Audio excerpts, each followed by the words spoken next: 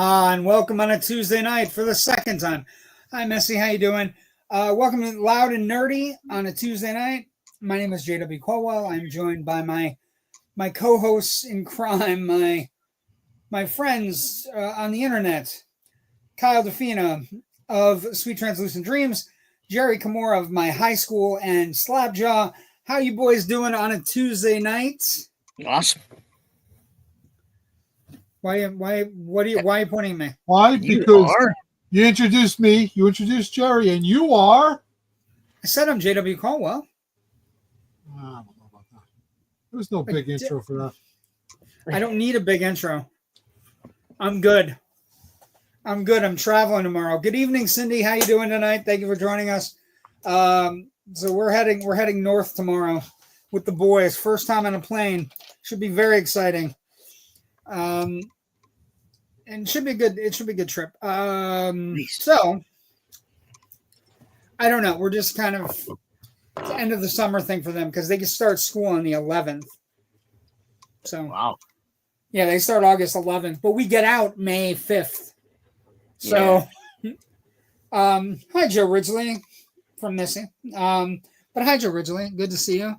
Cinco de Mayo, last day of school. No Ken? Happy 69 plus one episode, guys. Thank you, Raven. We appreciate you. She'll be joining us later. She has some San Diego Comic-Con news she wants to disseminate. She also apparently wants to fight with me about Fantastic Four and Superman. I don't know why. I'm so excited. So I'm here for the show. Okay, Ken. Well, I don't know if staying awake is a benefit of watching our show. But hey, you do what you gotta do. You be you. So yeah, don't be like Glenn. Don't let me fall asleep. I have Herbie. Galactus was sold out by the time I got there at 2:00. There weren't any shows till 2:00. Hi, Cindy. Great to see you. Hi, Misty. Everybody's like talking amongst themselves in the fucking chat. That's good night, amazing. John Boy. Good night, John Boy. Good night, Mary Ellen. Mary Ellen? Mary Beth? Mary Sue? Fuck. Anyway, good show tonight. Let's get the sad stuff out of the way first. I think that's the best way to go. Let's get the sad stuff out of the way first. And then, this guy died this week. So for many of us our age, he was the gateway drug to wrestling, right? You could have watched a lot of wrestling in the like Southern stuff on ESPN, like AWA and NWA that I used to watch on ESPN and knew about all the other wrestlers that would come in from the South. But Hogan was the first one that kind of the first time he won in the Garden against the Iron Sheik, the match against Andre at WrestleMania 3, the match against Savage at WrestleMania 5, the match against Ultimate Warrior at WrestleMania 6, pretty much was the barracks of my childhood and also why I still love wrestling to this day. Balboa. The match at Thunder Lips versus Rocky Balboa, which is widely credited with bringing wrestling into the mainstream, that allowed for wrestling to kind of take hold, of WWE to take hold. All of these things, the bet was on what wrestler Vince McMahon Jr., who bought the company, and is now, kind of been bounced out of the company. He needed to pick one wrestler that he could bank everything on, and Hulk Hogan was it. Late 80s, early 90s, he jumps to the WCW. He creates the NWO, which is widely regarded as one of the greatest factions in the history of wrestling. And then, I'm not one to not, I'm warts and all, right? I feel like I'm a warts and all guy. Then he slept with his buddy's wife, and then he was unrepentantly racist. And then he was all of these things that put chinks in armor for your heroes. And then you start, once the chinks of armor kind of comes down and he's not a real American hero. And then you start hearing about the political shit he pulled in the 80s and 90s, where he put other people down to keep himself up. And then on top of those things, he kind of lied a lot. And I'm not going to get into the political shit because that was dumb too. He but blocked Jesse Ventura's effort to start a union. Yeah, that's the big one. The big one is these guys who we've lost a lot of people from the 80s and 90s. So are you okay? Your room is hot. Is it super hot? Do you have a fan? Put a fan on. I moved to a different room. Okay. My laptop won't even stay on. You're gonna I can appreciate what he did for wrestling. He was a decent entertainer. His movies kind of sucked. He was a terrible actor. His movies were fucking terrible. Rocky 3 was great, but that wasn't. Yeah, that was an exception. All of his movies kind of sucked. His show Thunder in Paradise sucked. He was a foundational piece of wrestling history, probably on the Mount Rushmore, and everything. But he was kind of like at the end of his career, he blocked a union. And think about what has happened to all those guys from the 80s and 90s who have kind of systematically broken down. What a union like SAG would have meant, like the SAG union, the actors union that they have, how important it could have been to keep those guys alive. It's one of those things where you just, what could have been. And the reason Ventura was trying to start the union was because he had come from Predator, what a movie that we all love. He had come from Predator and got his SAG card, and Jesse Ventura came back to the wrestling business and said, hey, these people take care of their own. We need to start a union. And Hogan said, yeah, that's a great idea. And then went right out the room and right into another room and said, Vince, you need to get rid of Jesse because he's trying to start a union. That kind of shit it taints the real American stuff. No matter how many chills I get when that music hits, it taints it. So I'm not one to pick on people when they've passed or pick on their, but I am allowed to look at somebody as a human and go, great entertainer, change the wrestling business. Hulk Hogan is the epitome of never want to meet your idols. I don't agree with that, Missy. The person that did the best job in any film with any wrestler was Roddy Piper. Piper was the gateway in for a lot of wrestlers. And Piper's hard work in like 80s exploitation movies, and especially They Live. Hell Comes to Frogtown. Hell Comes to Frogtown rocks. He did deserve getting booed. And the idea that he, no matter how great a wrestler he was, he had so many faults. And I'm not even talking about the racism. The racism was way up here with a fault because he was unrepentant about it. He didn't say, I'm sorry, I'm a racist, or I'm sorry I said something racial.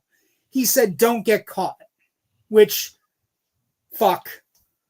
But is he one of the greatest earners in the history of the business? Sure. Is WrestleMania 3 one of the greatest spectacles of all time? Yeah. 93,000 people in a stadium. Hasn't been touched to this day.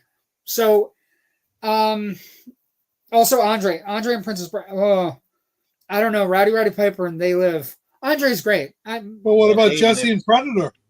Jesse and Predator, Jesse and the Running Man. I'm okay with, to be honest, all of them except for Hogan. Jesse would be number 2, probably. I think Piper's 1. I think Andre, because of the stories you hear from that movie and the love those people, like the stories you hear from that movie and the love people had for him on set, right? Like the stories they tell about the making of that movie and how great he was on set, and he was like drinking literally kegs of beer, and then 24 beers in an hour or something. Asking how about a peanut? You know what I mean? Like, which has become like kind of a, but Andre was great, but Hogan was not. So pop culturally wasn't great. He did a reality show, but then the reality show got crushed because of the sleeping with his buddy's wife, right? Batista does do a good job.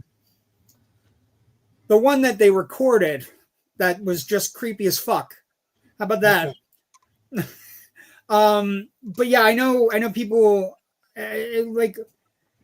I think the idea that we can look at somebody through a lens and be able to separate how they were as a person with what they meant to their thing. It's something we have to do with a lot of people right now, right? Never meet your idols. Never meet your idols. And Hogan was one of the worst offenders of being the exact opposite of everything that he was. You know what I mean? And then you meet people who are cool actors, and you meet them, and you don't realize they're your idol until after you meet them. Really? Yes, those are the best people to meet. Like right? Michael Berryman was awesome when I met him. Right, and the people you walk away from, and they're cool as hell, and you meet them, and you're like, it's even better. It's even better. But sometimes we don't. And so Hogan, I said I was shocked. I'm not saddened. I wasn't sad, but I understood what he meant to everybody. And I would say that for people our generation, would you say, Kyle, it's been a week of mortality, right? Where you're kind of like going, Hulk Hogan was 71. Holy fuck, I'm close. This shit's speeding up. Anyway, so that happened. Speaking of idols and not loving something and then seeing something, let's talk about this for a second. Kyle, you were excited. Are you still excited? Would you say you were what it was? I mean, what was it? It was I'm serious. Netflix. It was a direct Netflix Adam Sandler film. How high did you set the bar for a fucking Adam Sandler film? Okay, like an so inchworm can crawl over the line. Like, come on, let's get fucking serious here. Let's get serious. I will. Would you say this is one of his prestige titles, though? Would you say yes? Would you say that this is Happy Gilmore one of his prestige titles? Or is Happy Gilmore 2? Well, the franchise one of his prestige titles? Yes, that's okay. Fine, I'll do that. I just think I'm not saying I didn't laugh. I'm not saying it was so fucking overstuffed though. Like it's 2 hours long, Kyle. I was sitting there watching it going, when is this going to fucking end? Now, I could be wrong about this. I can be wrong. I did not, some of it was funny, but it was just so fucking long. And it how many fucking villains do we need in a golf movie? Did he end up with an unattainable girl? I didn't watch it, so I don't know. No, it was creepier. It was his daughter. Wasn't it weird? That was weird, right? The relationship with the girl in AA was weird. Who was his daughter? It was, I don't know. That was weird to me. I don't know. But that being said, Happy Gilmore 2, news today, debuts to 46.7 million views. Biggest Netflix US film opening ever. And my question to you is, it's the biggest opening. It's bigger than he starred I was shocked to read this. He starred in a dozen original movies for Netflix, including Murder Mystery, Hubie Halloween, The Week of. And they also have the original Happy Gilmore, which is also number 3 on the global top 10 this week with 11.4 million views. I have 2 questions. My 2 questions for you is, yes, it was a direct to Netflix movie. Back to find something that's completely over stuff. No, this one was really over. Kyle, no, it was overstuffed. I'm going to play out a scenario here for you, though. Go ahead. Give me the scenario. I will listen. So I talked to my son on Friday night. He's at an Army base in Georgia. He's 21 years old. On a Friday night, him and his friends are usually playing Magic the Gathering. But this Friday night, they weren't at the movie seeing Fantastic Four. They were all at one apartment watching Happy Gilmore 2. Okay. They should have went to see Fantastic Four. Yes, but something about Happy Gilmore. I mean, he just talks to people. I mean, that's the easiest thing I've ever had to answer. It wasn't a question. It was just okay. I'm sorry. You're giving me a scenario. I'm sorry. That people were looking forward to this and did watch it in droves. Sure. So what did they say? What was their? Did they like it? Feedback? I didn't get to that far with them, honestly. They were watching it, and I haven't followed up on that. Did you like it? I enjoyed it. I enjoyed the tributes and the callbacks and the characters, and I mean, it plays a lot like Clerks 3 with the flashbacks and the callbacks and the deaths. The deaths. What did they do? They created they gave another black Adam Sandler comedian a role as a guy who ran a miniature golf stand. Somebody that Adam Sandler knows. Stubbs' son. It was. I don't know. I just look at it and I was just like, two things. I'm like, Happy Gilmore 2. This movie could have opened, not this weekend, obviously, but it could have opened at the box office, right? It could have. Could have. It could have been a great February open. It could have been a great February. It could have been. I agree. Yes, it could have been a great January 25th opening. Okay, so but it did very well, and it's very. I don't know if it's popular, but it's a lot of cameos. It did, like, I will say it's at Rotten Tomatoes. It's at 70%. And one person wrote 70% on Rotten Tomatoes for Happy Gilmore 2. It's basically, that is like Gone with the Wind in Adam Sandler canon. Billy Madison's at 42, Big Daddy's at 39, Little Nicky's at 22. But it's a fan service movie. But in a weekend where I saw the greatest trailer I've ever seen, one of the greatest trailers I've ever seen, and I'm not talking the trailer for this. This was an okay trailer. I still can't get excited. I can't get excited at all. But I will say I did see the single greatest trailer for a movie coming out this week. This movie right here. Oh my God, this fucking trailer. Okay, Jerry, it's Liam Neeson sitting in a chair and he's just talking to the audience and he's like, I'm just here to let you know that if you can help film comedies come back. And then they start showing clips from all these Paramount movies. So Tommy Boy, Fat Guy in a Little Coat, Beverly Hills Cop, Zoolander, all these Paramount movies, right? And Liam Neeson's like, for the simple price of a movie ticket next weekend, you can bring film comedy back to theaters. It's like it's a PSA about saving film comedy for the next generation of film goers. And all I could think about when I saw that trailer after I saw Happy Gilmore 2 was Happy Gilmore 2 could have been in a theater. It should have been in a theater. It would have done okay. With 46.7 million views in the first 3 weeks, it would have been okay. That's what it wouldn't have been okay in the theater this weekend, but I did say that though, right? I said the 46.7 million view. It did very well. I'm saying I might be on the lower end on this one, but I think he's gotten lazy. Okay, we know you don't like to laugh. People do like to laugh, but I think also people like. I'm saying you don't like to laugh. We don't. I like to laugh. What are you talking about? I love comedy. I've been watching the Naked Gun movies. They're funny as fuck. I watched Airplane 2 weeks ago. That movie hasn't aged. That movie is Enrico Palazzo. I like comedies. I want comedies to succeed. I really do. But and this one I think will have a good weekend. Although we do have to talk about box office quickly. This girl had a good weekend. This gigantic guy.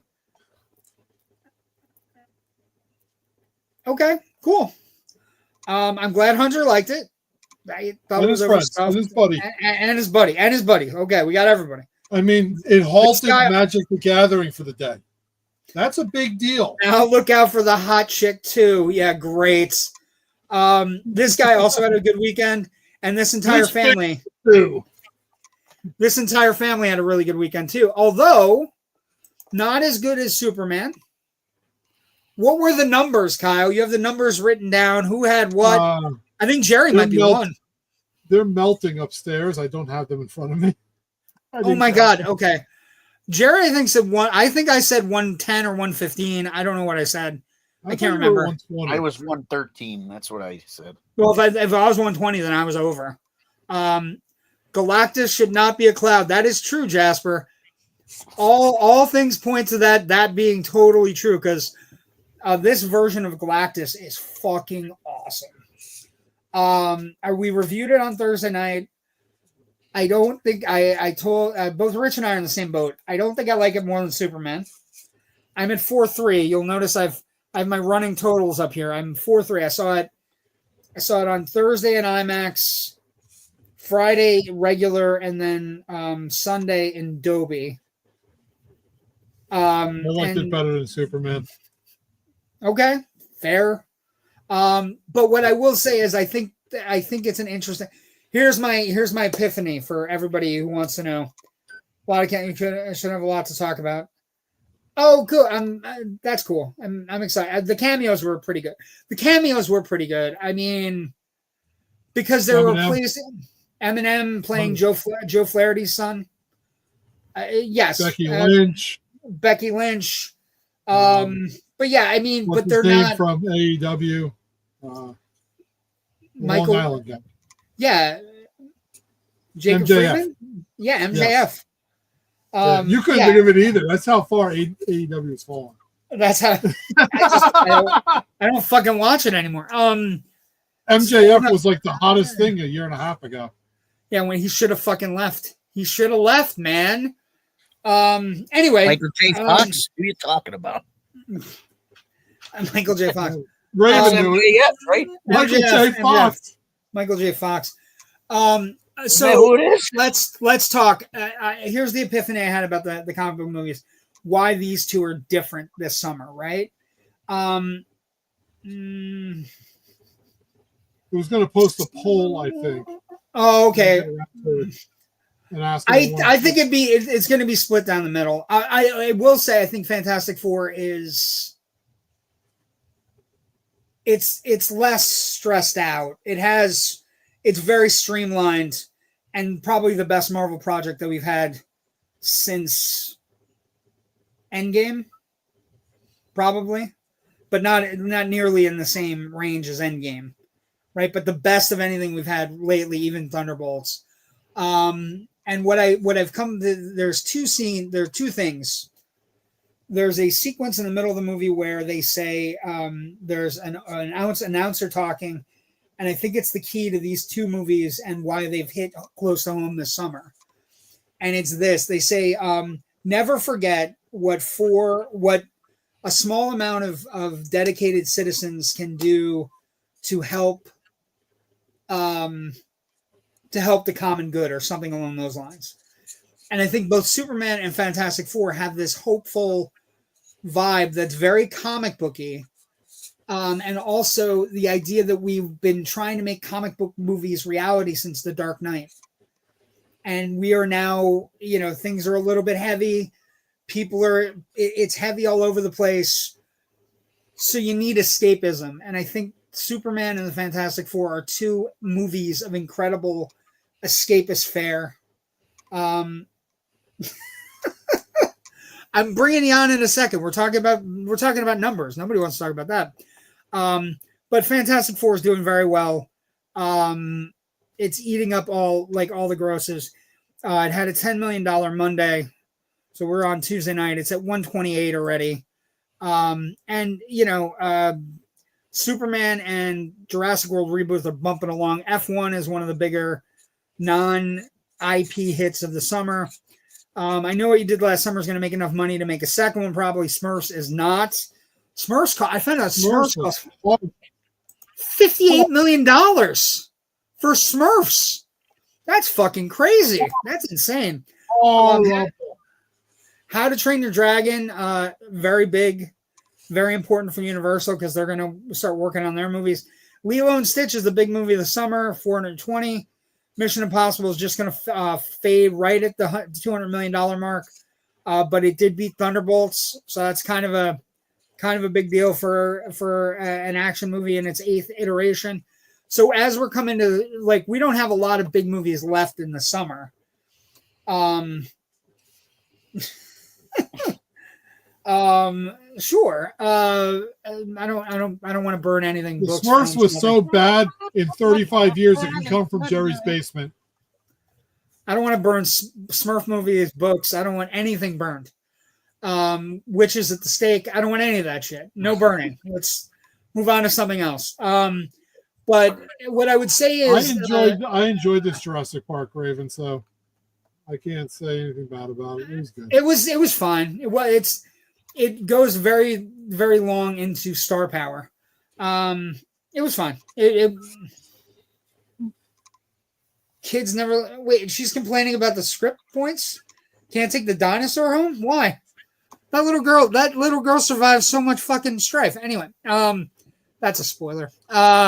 But I think Fantastic Four is doing. It goes past our 2 week. Yeah, but that's like one of those. I mean, we can actually start talking spoilers about Superman now. Finally, if we wanted to. You want to talk a spoiler about Superman? What do you want to complain about?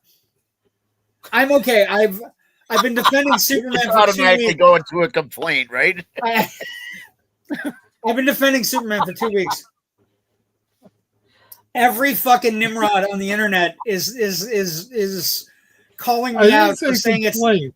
it's. Just so we're clear, I just said that we could finally speak freely without trying to be guarded about spoilers. Every fucking Nimrod on the internet is complaining about Superman for the last 2 weeks. That likes it. What do you have to say? Jesus fucking Christ! I'm not the only one that likes it. That's the other thing. You're the only one that'll admit to liking it. We know. What do you mean? You liked it. I don't understand what you're. I did. I said it was a solid triple. Do you realize what a triple is? The third best, second best hit in baseball? Yes, I know. Okay. I said Jesus it was Christ. Good. I think Fantastic Four is good. I enjoyed Fantastic Four. I think, by the way, Thing was awesome. Sue Storm was awesome. And Johnny was great. Their version of Johnny. More and more I heard the thing. I have them too. I didn't like it. I have the poster too. I have 2 of them. What do you got? Oh, he has a fantastic car. Well, that's nice. My daughter got it for me for my birthday. The fantastic car? How much did that cost? These things, these fucking popcorn buckets are fucking gonna bankrupt people. It's a popcorn bucket. The popcorn bucket fantastic car. And it doesn't roll though. It doesn't roll? This is the popcorn bucket you can get this week. Yes. Nice beaver. I want to eat a beaver's ass. You're not eating an ass. You're eating popcorn. Anyway, you're eating popcorn out of a beaver's ass. What kind of? This will end. Just so we're clear, this will end my streak. Big brown beaver. So what do you want to talk about, Superman West? As your wife holds a poster up for some reason, like she looks like she's a hostage. You're moving. Don't move. Keep it centered. Oh. What do you want to talk about? Go ahead. I won't fight with you. Go ahead. What do you want to talk about? No, the thing that really bothered me about Superman was the first time he confronted Lex, and you realize that was the first time they've come face to face. Yeah, that's what bothered. Because of the malcontent that Lex has for him from the beginning of that movie up until that point, it just, for someone that you've never met or interacted with, I believe it's just too far over the top. Yeah, but wait a second. You've seen stars who are getting bigger press. Like there was a whole thing about star couples that were like, you could be friends with one star couple but not the other, right? So like I just think it's one of those things where you look at it and you go, I don't know. That didn't bother me. Like, I just think Lex has been sitting in. Okay. Fantastic Four. I would for no reason. He never even met the guy. He hates him. He hates him because he took all his fucking press. I can't imagine somebody being upset about press in this day and age we live in. Somebody taking up all the oxygen and that, and the big Joey scene did remind me a lot of the baby scene from the Flash. Okay. Fantastic Four was great though. I love Fantastic Four. I think it's the best version of Stu we've ever gotten. It's the best version of Johnny we've ever gotten. And Ben Grimm was great. I wanted to get deeper, but he was fantastic. Deeper as in his voice needed to be deeper? No, deeper as in I want to see like if he's going to try to date the Jewish girl, let him date the Jewish girl, and let's dive into Ben becoming Jewish, which is a big thing in the comics that could have been a very important moment, but instead he's trying to hit on the girl, and it's okay. I like Superman. Thanks, Clint. I like Superman too. Wouldn't he have to see a moil then? I don't know how that would work. You need like a fucking buzzsaw kind of thing, like a rock cutter. How would that work? Concrete saw. They use beaver glands to make imitation vanilla. Thank you for ruining vanilla, Jasper. Okay, but it did well. It did very well, and I think both movies are going to be okay because there's nothing like except for Naked Gun and maybe The Bad Guys. There's nothing. August has some interesting movies coming out. Weapons in particular. I want to know what I'm getting thanked for. Thank you, Kyle. Why are you? Oh, I don't know. What'd you do? Why am I getting thanked? Talk now. Raven, you're on. Oh, hi. I was replying to Kyle. Surprise. I was thanking Kyle because he brought up the one big thing that you ignored me last week when I said it. I hated the Baby Joey scene. It reminded me of everything I hated in Flash. I purposely ignored it and putting it up because it was too early to put a spoiler like that up. Spoiler. I like Baby Joey's in the trailer. Doesn't matter. But not the whole scene. Nobody knows what it is.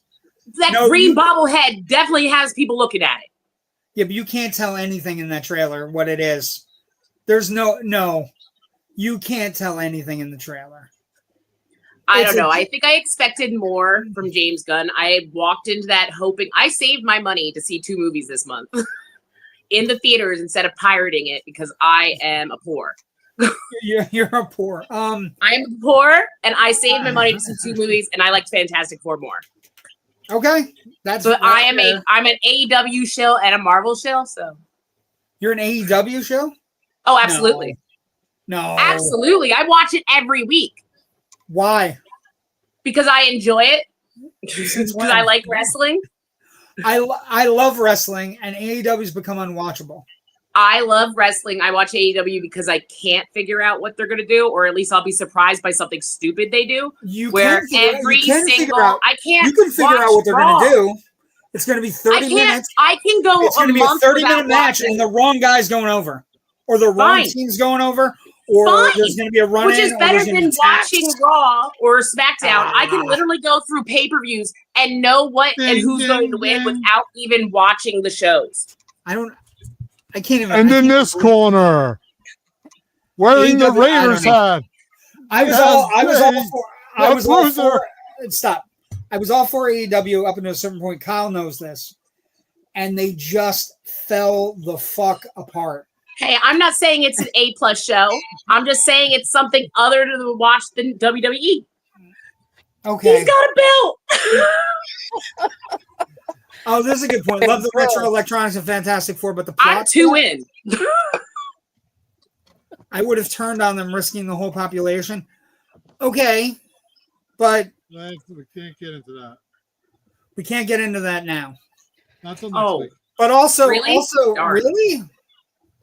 You would have. I don't. I feel like that's missing. Hey, I saved my money to see this movie. I want to talk about it now. A Crayon Shin-Chan the movie. What the fuck is happening? Okay. What are you've scoured San Diego Comic-Con, you've buzzed and bombed our website, our page. I was trying to do it all weekend. I got busy. Stop. I know. Give me 3 stories. 3 stories. 3. Pick 3. Your best 3. Oh, but I have bias. But that's fine. But I'm going to judge you because you like AEW. So pick your best 3. Good. Pick your best 3. Okay. And I'll give you my 1. I have judge people. I have no clue what that's like. Nobody likes you, Kyle. Shut up, Kyle. Okay, 3 things. Kyle. 3. So I'll go with one that's mine. Number 1 is what I've been most interested in for Comic-Con is the addition and the inclusion of more stuff for the Anne Rice Immortal Universe. It's growing. Tyler Mosca is going to be coming out in October. Interview of Vampire is now switching into Vampire Lestat. And if you were lucky enough to be at Comic-Con, you got to see a free concert. So that was, and Sam Reed's hot. Okay. Let's see some sad news. Anne Rice. Okay. Anne Rice, they did a lot of really good promos for that. So if you haven't watched the first 2 seasons, go watch it. It's really good. I have not.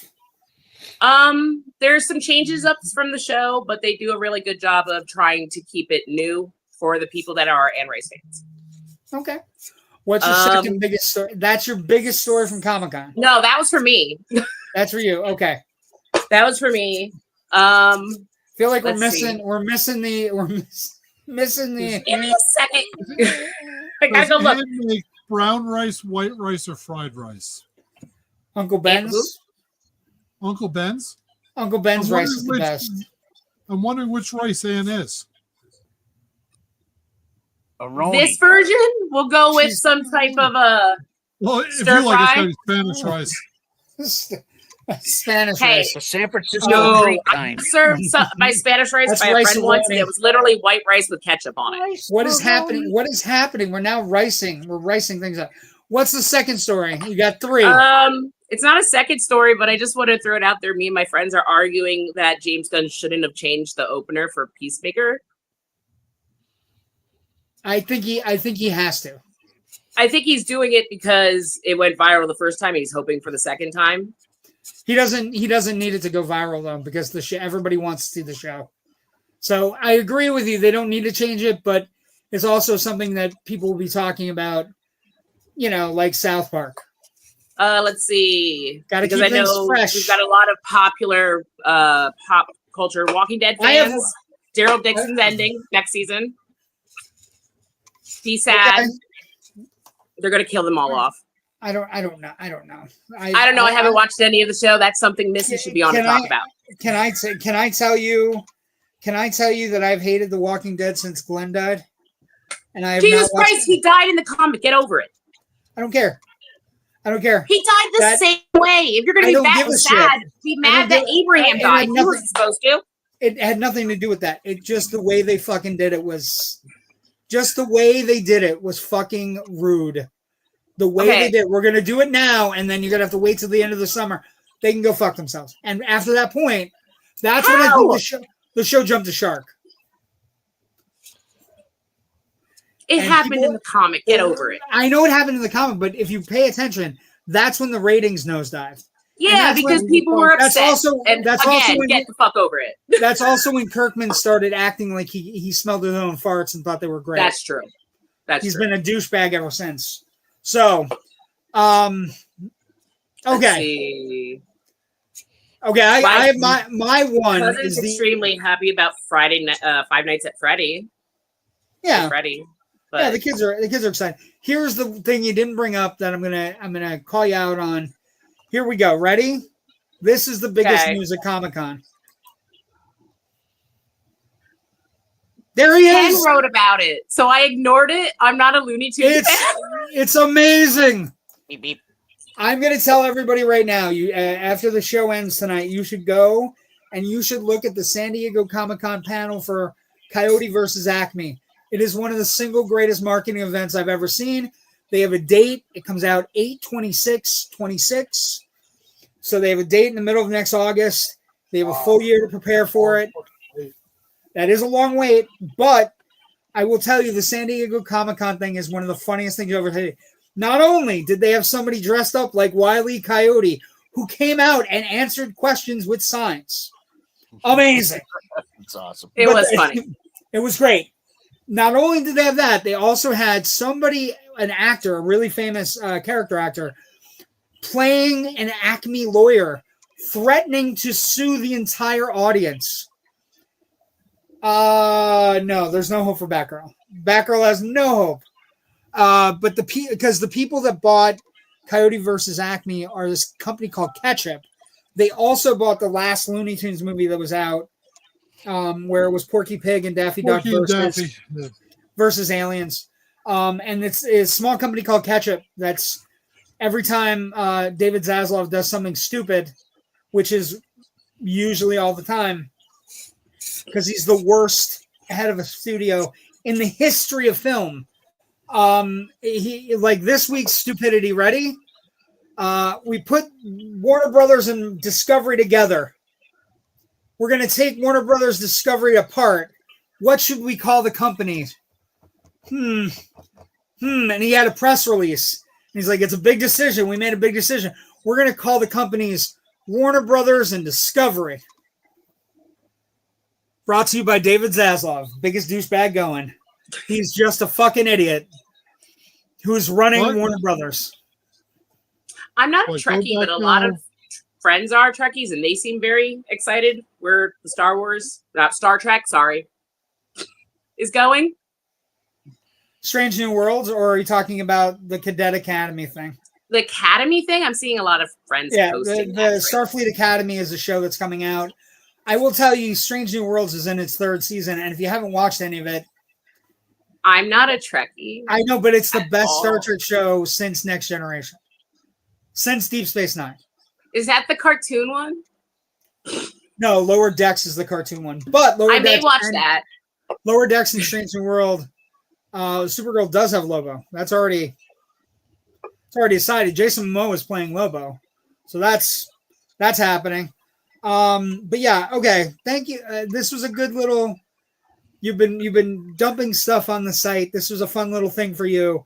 Also, it made me not have to go check out the cosplay. Some amazing cosplays this year. The Galactus cosplay was the single greatest thing I saw at San Diego Comic-Con. Oh, and if you're into Funkos, Kyle, check out some of the San Diego Comic-Con only ones. They have been amazing.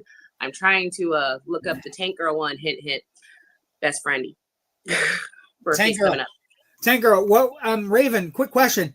The Tank Girl creatures. What were they? Jesus Christ! I told you guys last week. You're both wrong. They are kangaroo, dog, human hybrids. They say it in the damn movie. I understand, but they're still kangaroos. They look like kangaroos. Oh God. Yes. As in the Raiders look like a football. Oh wait, there is something I want to say. I take offense to you saying that Reed Richards looked like he had autism. You don't think he appears? No, and I find that to be a big problem since Big Bang Theory, that every time somebody's smart, they automatically think they're on the spectrum. I'm not for the smart thing. I'm more thinking about the moment when he talks to the. You don't think a guy learning that he's about to become a kid is going to be a little like, or not have a kid is going to be a little bit worried? I'm not talking about that scene. I'm talking about the 2 or 3 times during the movie where things happen. And he's calculating. It's Reed Richards. He's the smartest man in MC. I understand that. Asperger's. But it's played that way. How is it played that way? Even in the comics, he literally is always bringing up bad things that can happen. I don't like the Big Bang Theory. So you're not barking up the wrong tree. I'm just saying the way to me it came across a little bit. Theory? She did. I did. I think ever since like the Big Bang Theory, anytime there's a overly smart character, they always say, "Oh, he's on the spectrum." And I think it's the shelf-ification of these characters. Big Bang Theory. I don't think it. Yeah, I don't think it's because of Big Bang Theory for me. I thought it was because of the context clues, as Reed says in the movie, that the thing where Sue says, I don't understand you sometimes, and the thing where he's holding for somebody. You don't think it was just Pedro Pascal looking for a different way to pay a dad figure? He's played a lot of dad figures this year. I did not get a Spectrum character out of it. I just got someone that was running every possible scenario and working from the worst case forward and preparing Fair. for the worst case. Fair. I just felt it for me. It felt that way, and I was okay with it. I think I wasn't upset about it. It could be that he's trying to the Easter eggs in Lower Deck is the best Trek of the current era. Thank you very much, Clint. He's a huge Trekkie. He could tell you. Huge Yes, Trekkie. it is the best. It's Strange New Worlds is fantastic. Anson Mount, who played Black Bolt in the short-lived Now, Inhuman Star show. Trek's the ones with the swords, right? Bye, Raven. You're out. That's it. The look on your face. I'm going to bring you back to say goodbye. Bye. Thank you for coming on, and then get out of here. That's the Highlander. Now, going back to the Zaslav thing, I believe Yeah. you go back way back to around episode 10 of this podcast, over 60 of them ago. There was someone, i.e., me, that was like, why the fuck would you drop the HBO name and just go with Max for your app? Yeah, he's just an idiot. Fast He's forward now about 60 weeks, and what's it called again? HBO Max, because he's a fucking moron. He's just a moron. Yeah. There is he was brought together to bring Discovery and Warner Brothers together. He's ripping it apart because his shit sucks. Discovery, how many fucking shows can you watch where people are buying houses and renovating them with their ex? How many fucking shows like that can you watch? Also, how many fucking shows can you watch where people are like, I'm single and dumb and I want to go to an island and get drunk? That's all this shit. It's so bad. Anyway, so we're 48 minutes in. It's been going really fast tonight. That's a really good example. The count is also a good example. The part in particular I'm talking about, he's talking to somebody he's holding, and he basically says, I don't want you to become me. And I think it's sometimes that's how that could be portrayed, but I'm just saying maybe a hint of it. I wasn't whatever. I didn't get that feeling at all. Okay, that's fair. I'm just giving my opinions. Another opinion I'm going to give: if you have Netflix and you need a little spice, you need a little spice. Holy shit! This show called The Hunting Wives, Malin Ackerman. It is smutty, and I didn't know it was going to be super smutty, but then it was, and then there's a murder, and it's kind of like it's high camp soap opera. You know, like sometimes a guy watches a show he shouldn't be watching, but you're like, okay, and then all of a sudden all the nudity starts, because that's what happened to me. And then that's when the wife walks in. What are you watching? The one part. She said, yeah, there's a lot of it. That's happened to me sometimes. There's a lot of it in the show. And it's beautiful people shooting guns and being Texans, and it takes place in Texas, and it's just dark and fun, and I enjoy it. I was watching and I enjoy it. Brittany Snow, Malin Ackerman, Dermot Mulroney, Chrissy Metz from the last, not The Last of Us. What's the other one?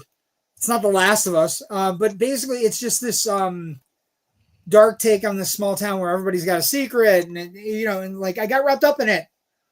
Sometimes you shouldn't get wrapped up in something, and you do, and then they provide nudity to make it even better. That's what happened. A lot of nudity for everybody. Everybody will be happy with the amount of nudity. The only time third nipple commentary on the podcast. If you know, you know. Raven, you said, is that the one with the swords? You're dead to me. You're dead to me. She's cackling and laughing in the green room. Hey, did you hear this president was on South Park? Yup. Everybody's heard about the president on South Park. Very fun to sign a $1.5 billion deal and then lay waste to the studio that did it for you, to the very litigious president of the United States. And South Park, the interesting thing is, I've heard people say, well, South Park's always been a little liberal. I'm like, no, they haven't. They're equal opportunity. They rip everybody apart. So they're very, the idea though that they completed an episode in 2 days after signing a $1.5 billion deal that essentially makes them untouchable. And also the concept, like with Colbert getting canceled. And I think the best point about the entire thing, Colbert's show costs a ton of money. So I'm not going to, it could be political, but he should have cut his overhead. And all the late night shows should cut their overhead. They should cut as far back as you can and hope for the best and try to keep late night shows going in the country. But our viewing habits have changed. It's just like movies, right? We're now streaming, COVID, all these different things have changed our viewing habits. And unfortunately, we don't watch late night shows like we used to. Yeah, I don't Letterman was the last one I watched. Well, Letterman, I think Seth, I mean, I know it's been a while, but Seth is really good. I like Seth Meyers. I don't like Fallon. I watch Kimmel on occasion depending on the guest, and Colbert I liked, but it's like one of those things where, the late night show is gone. But the idea that South Park could come in and just rip everybody apart, just shred everybody after signing a $1.5 billion contract, where apparently the contract was signed and they were still fighting about the dick stuff. There's a lot of dick in the episode, and it's tiny and it talks. Enjoy. It's a great episode of South Park. They've always ripped everybody apart. So good luck. Complain all you want. It is what it is. Late night ride. If you haven't seen it, because what do they do around Jimmy's contract is up in 2 years. Oh, that ride can go. That ride's not inherent. Like, it's fun. But it's not going anywhere. Kyle, it can just go away. Like Fast and Furious. They can't get rid of those fucking rides quick enough. The rides that haven't hit recently for them, they can go. Like the Minions. Oh, that ride's terrible. Did I tell him on the show my horror story? Oh my God, it was such a fucking bad thing. Anyway, hunting wives, and I will tell you right now, you can watch it with your wife. They will enjoy the soapiness of it. It's extreme drama, but the nudity was fine. The nudity was good. Thumbs up from the 51-year-old in the room. It's like late night Cinemax, huh? Yeah, it is. It is. It's like, yeah. But they're big actors doing all the nudity, and so it's like one of those things where it's like, like, do you know how like when you're watching something and you know them for something else, and they do a nude scene, and you're just like your mind kind of like short circuits for just like the first 3 seconds. You're like, wow, this is really happening. They have a contract.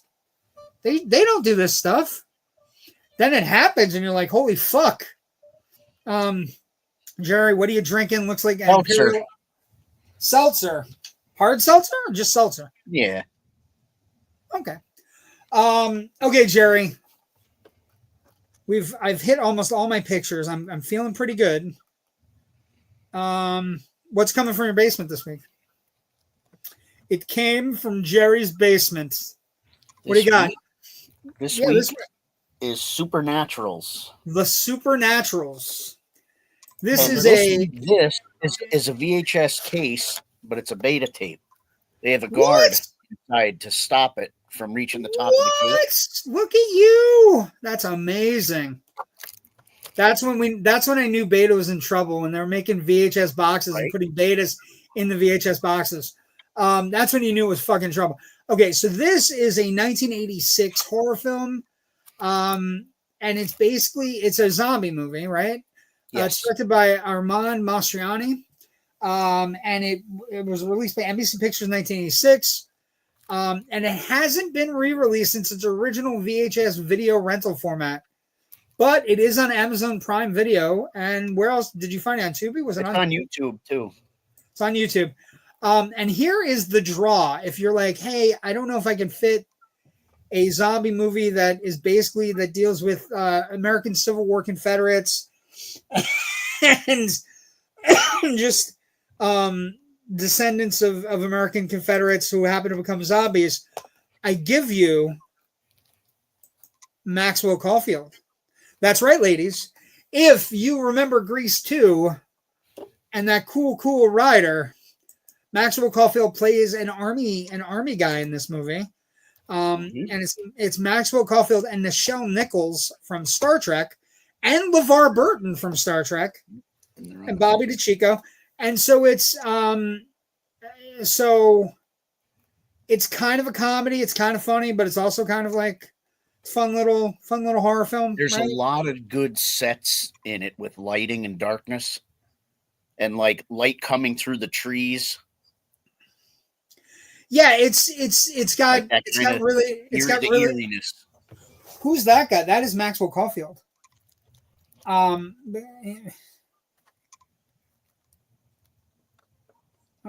Yeah, you can sing Cool Rider while the zombies are attacking. Absolutely. Just because I brought up Cool Rider. But so it's available on Amazon Prime, also available on YouTube. And it hasn't been released. You mean Cockneys versus Zombies? Yeah. Yep. Fun B movie. Yeah, that's kind of like that's the Temu Shaun of the Dead. Right? It's a Temu Shaun of the Dead. Okay.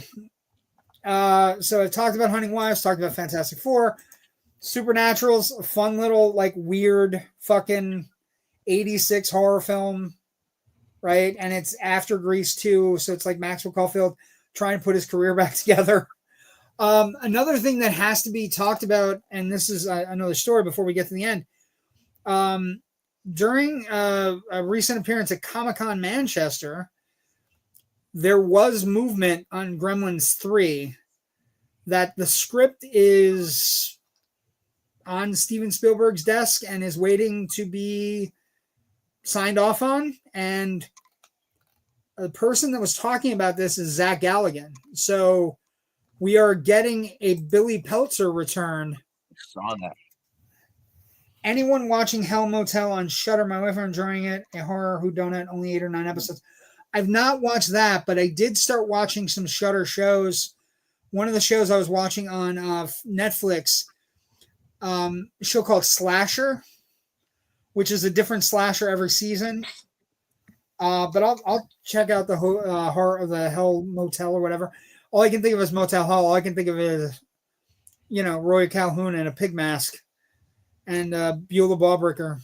And I saw an interview with Emilio Estevez, and he was talking about that he wrote a script for another Maximum Overdrive. He did. Wow. I'm not saying it's going anywhere, but somebody interviewed. We got a lot of Stephen King coming out. A lot of the two movies opening this weekend before we get going. Naked Gun opens on Friday, as well as Together, which is getting great reviews, but is apparently, as far as we can push a body horror film, it's supposedly just putrid in every conceivable way, but it's getting good reviews. A lot of people sticking to each other. Society was the one I was thinking. Yes. Bingo. That's the one I was thinking about. No one told me Pacey was in Karate Kid. What the fuck? He wasn't even on the trailers. I said Pacey was in Karate Kid, and I said I couldn't believe that a third of the film or half of the film was dedicated to Pacey.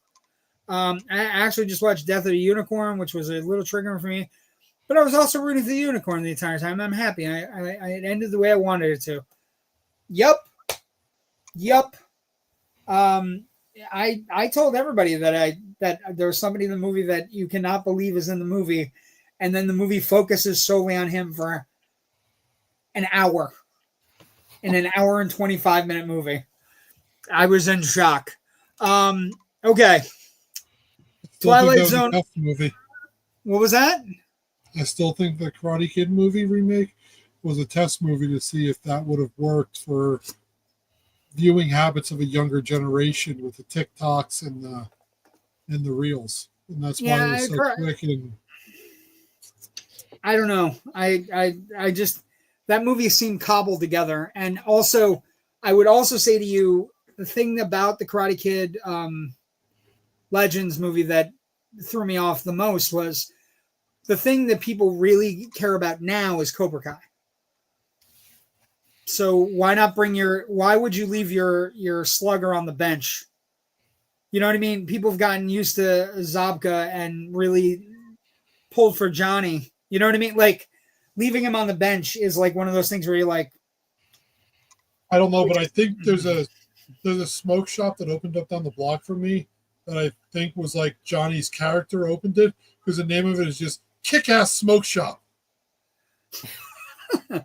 no, Unlike it would be John. Yeah, Sweep the Leg would be Johnny's smoke shop, or Get Him a Body Bag would be his smoke shop. That would work. When he named the dojo Flaming Eagle or whatever, Eagle Fang, Eagle Kick-Ass Fang. Smoke Shop.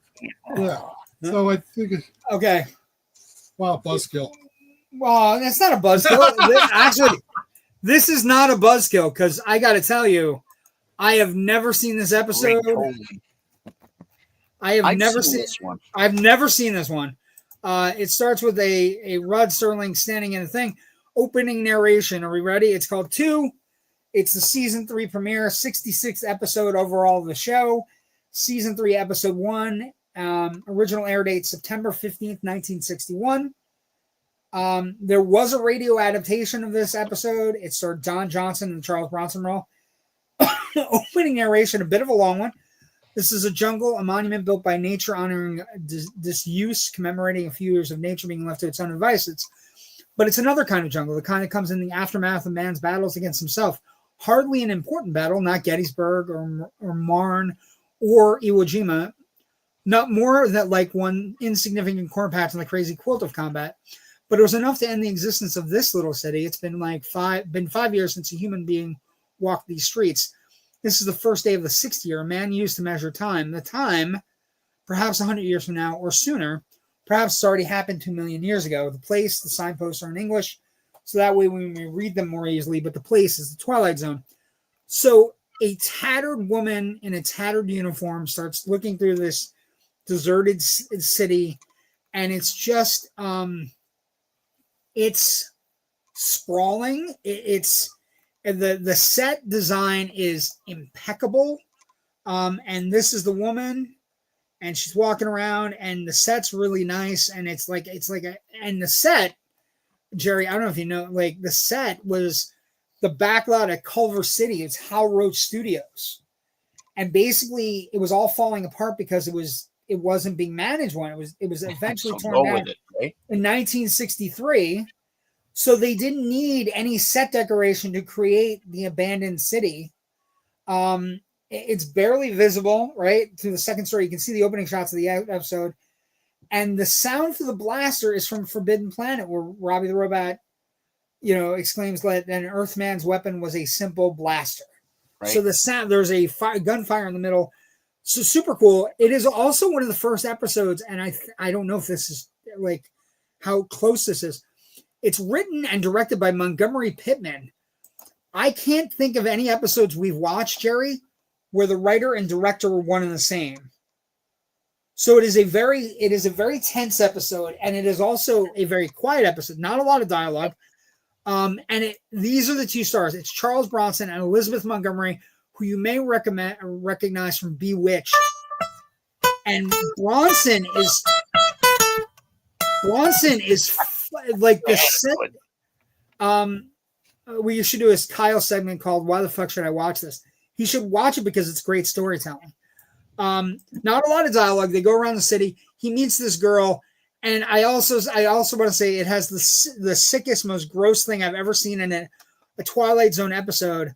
Half an hour to 40 minutes before the show, but nothing to watch. I didn't know where to go. You go to Paramount Plus. Paramount Plus has every episode of the Twilight Zone. This is season 3, episode 1. Season 3, episode 1. So next week will be season 3, episode 2. 3. But what I would say, interesting here, he meets this woman, and they're fighting over a bucket, not a bucket, a can of chicken, Jerry.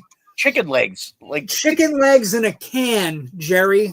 Yeah, it's odd, right? It's odd, but it's also like if it's a war-torn country, I guess they're putting chicken legs in a can. I don't know, but it's like, and it does, a little controversially, Bronson, she starts fighting with him she starts fighting with because they're wearing different uniforms.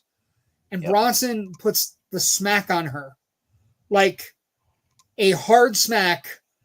But the fight is actually really good too. It's really well staged. Yep. Right? Because she's getting in shots and he just finally has to like hit her. He had enough of her. Gave her and then he puts water and he leaves the chicken for her. And it's just these two people struggling. I'm kind of having only seen the trailer poster. Yeah, we could do that. That would work. Doesn't have to be Twilight Zone. But it's like it's just this really slight like she picks up a gun, he picks up a gun. They don't know what to do with each other.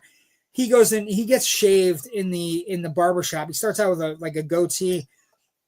Can I tell you the most interesting thing about this episode, Jerry, to me, is that Charles Bronson is clearly a fucking star.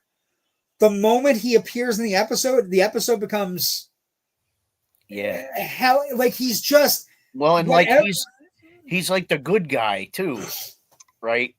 Well, he's not. He's acting like a tough guy, but he's really the good guy. Yeah, he's acting like a tough guy, and he's just like, I am so sick of fighting. Like he's just over like, it, right? He's over it. And he's like, over her. He's over her, but they develop a bond. She follows him to the barbershop. He shaves his beard. He throws her a bar of soap, and then when he comes near her, she freaks out and runs out. She only has like 3 sentences in the entire episode. Yeah. And it's just becomes one of those things where you, my homework for Friday moves team. Okay. Send me a message. You and go, hey Missy, here's your assignment. Oh yeah. I mean, one season saying catch up with all your coolness.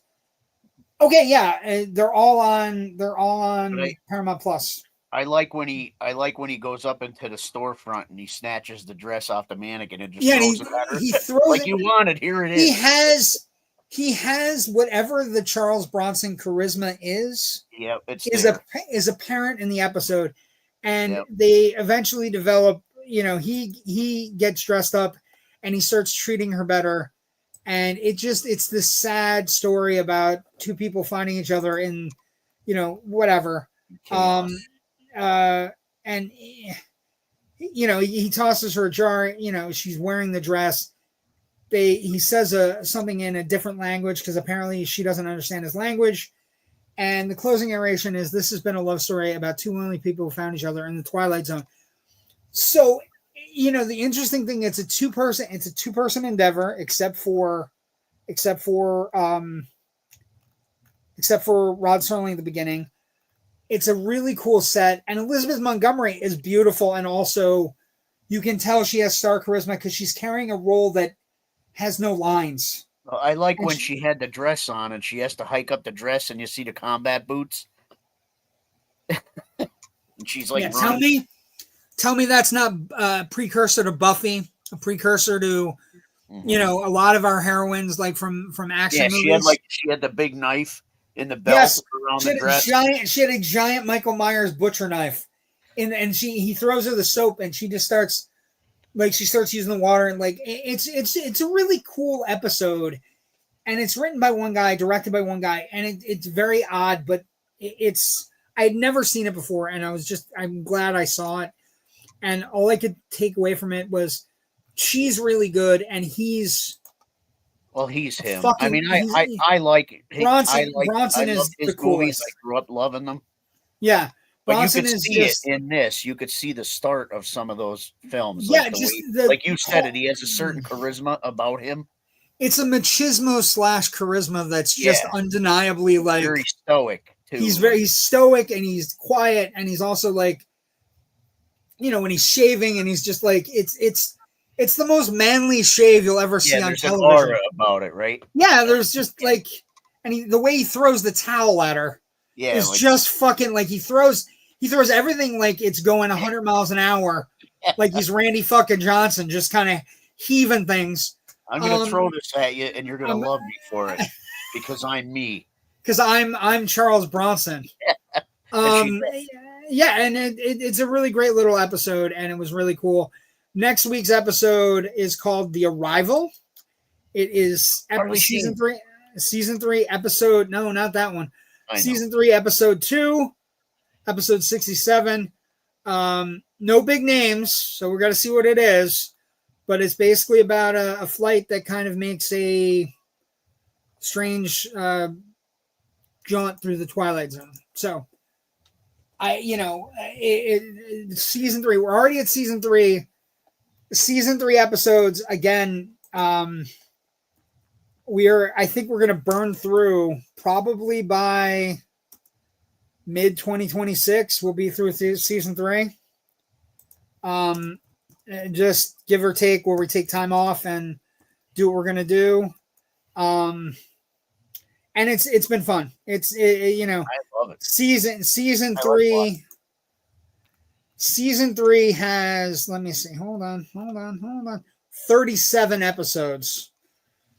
So it ran September 15th, 1961 to June 1st, 1962. So, like, they didn't miss a fucking episode. Now, I will tell you, we have in season 3 something to look forward to. Just looking through. A game of pool, Jack Klugman and Jonathan Winters coming up. We have It's a Good Life coming up with Billy Mummy. We have let's see. Let me see. 5 Characters in Search of an Exit. Whoo! I think I know what that one is. Whoo! One of my favorites. Yeah. The Hunt. It's a fantastic episode. Kick the Can is this season. Another great episode. Episode 24, kids, is To Serve Man. That's a good one. Woo! Let's see. Hocus Pocus and Frisbee is this season. The Gift, The Dummy is this season. Cliff Robertson. Great episode. I Sing the Body Electric is this season. So a lot of Cavender is coming is also Carol Burnett and A Guardian Angel. So season 3, if you haven't, yes, absolutely. We can talk about before we log off tonight. But season 3, if you want to catch up now, start with season 3. Start here and just follow us along. Available where you watch.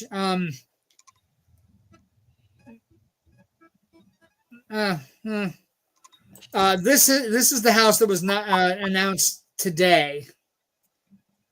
So we are getting a Bray Wyatt house with the Fiend and the Wyatt Six, and is the first collaboration between the WWE and Halloween Horror Nights, which is shocking. It's considering the first since 2010 when they had an Undertaker one.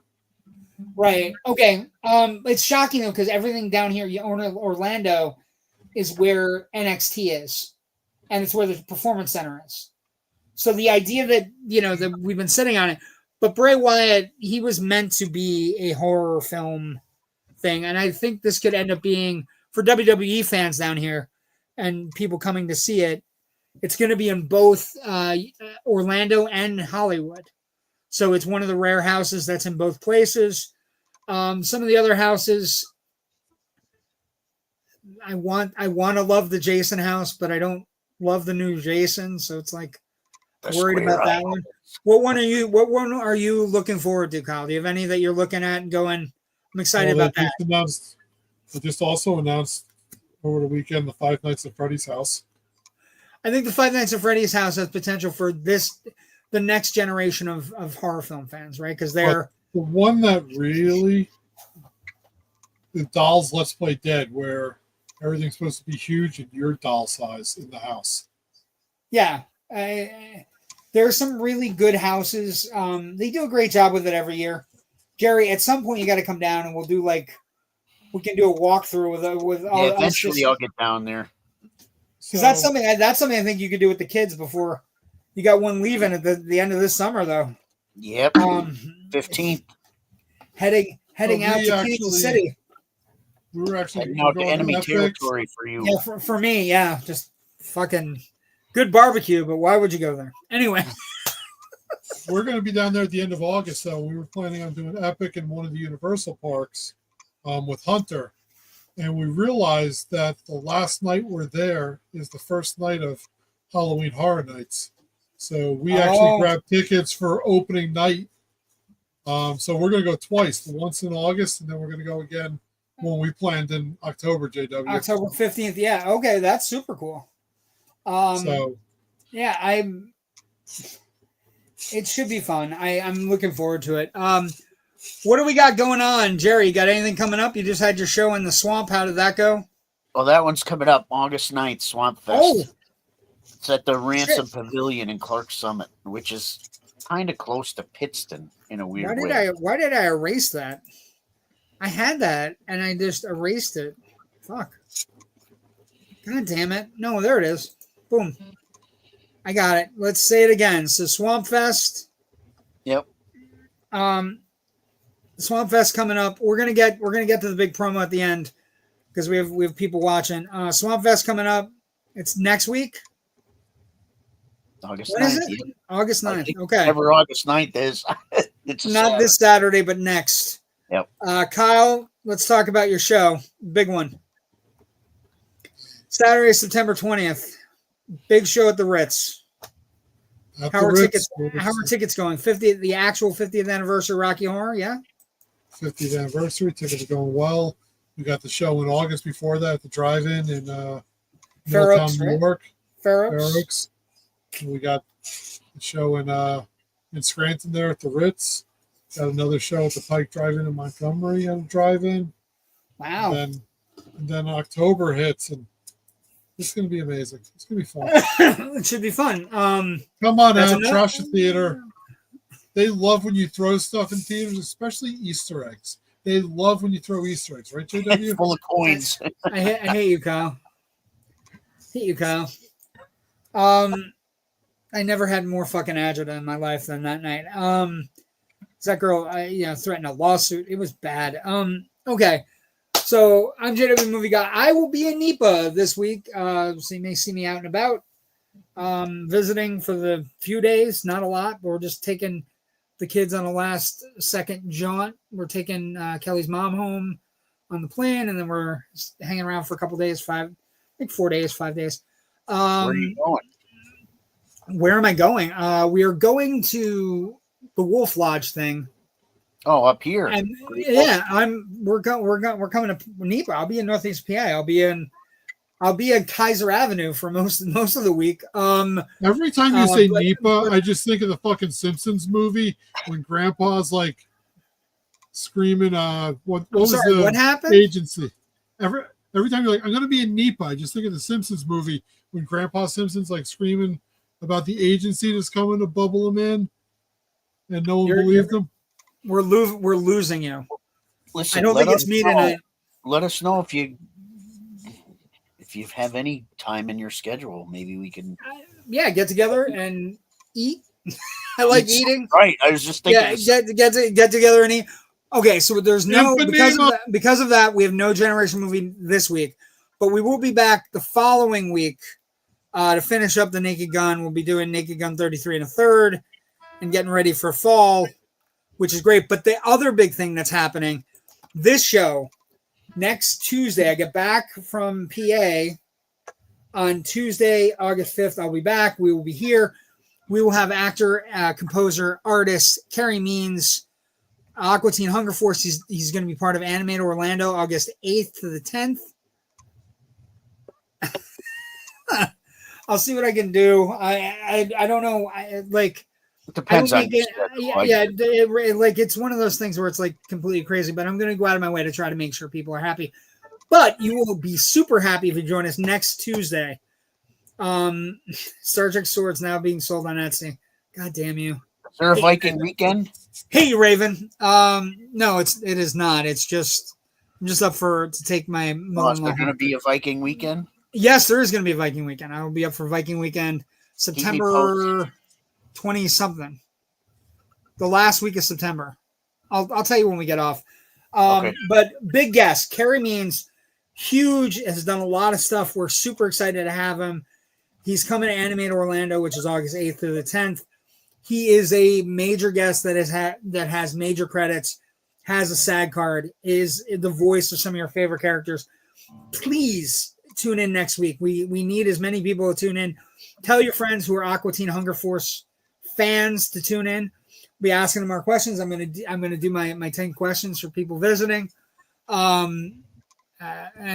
thank you for joining us tonight. We'll see everybody next week for a very big show. Thank you for joining us. We appreciate you.